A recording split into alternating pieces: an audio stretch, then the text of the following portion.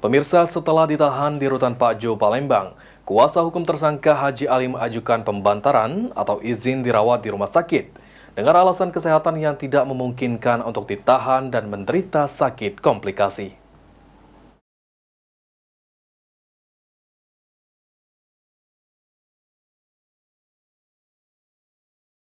Setelah penyidik Kejari Musi Banyuasin memutuskan menahan di rutan Pak Jo Palembang, kuasa hukum tersangka Haji Alim mengajukan pembantaran atau izin agar dirawat di rumah sakit terhadap kliennya kepada rutan karena alasan kesehatan yang tidak memungkinkan untuk ditahan serta menderita sakit komplikasi.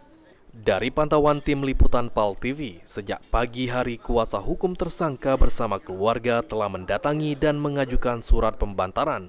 Namun pihaknya masih menunggu hasil keputusan penyidik Kejari Musi Banyuasin yang telah diajukan oleh pihak rutan Pak Jo.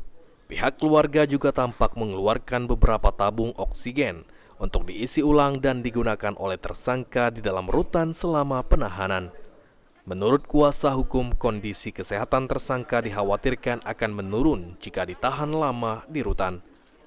Karena tersangka membutuhkan 27 tabung oksigen untuk digunakan bernapas, terlebih lagi tersangka harus didampingi oleh perawat dalam waktu 24 jam.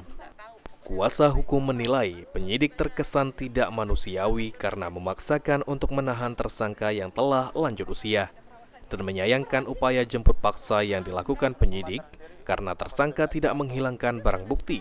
Tuduhan Kejari Musi Banyuasin atas dugaan korupsi terhadap kliennya masih prematur, lantaran kliennya hanya menanam pohon sawit dan belum menerima uang ganti rugi. Penyakitnya tuh tidak mungkin lah untuk disembuhkan karena faktor usia itu gitu loh. Terus sakitnya Pak Haji itu kan bukan sakit yang biasa, komplikasi, ada jantung, ada sesak nafas, itu loh, asma, ya namanya penyakit tua ya. Terus dengan ada penahanan ini kan dipaksakan, dilakukan pemaksaan, upaya paksa. Upaya paksa itu kan dilakukan kalau menghilangkan barang bukti, melarikan diri.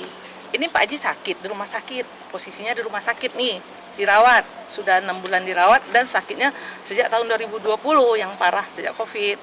Tidak akan mungkin lah melarikan diri, menghilangkan barang bukti juga tidak mungkin. Jadi upaya paksa yang dilakukan tuh kurang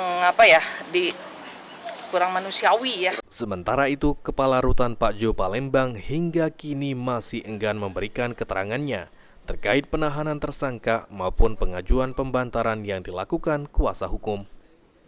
Mulyadi, PAL TV.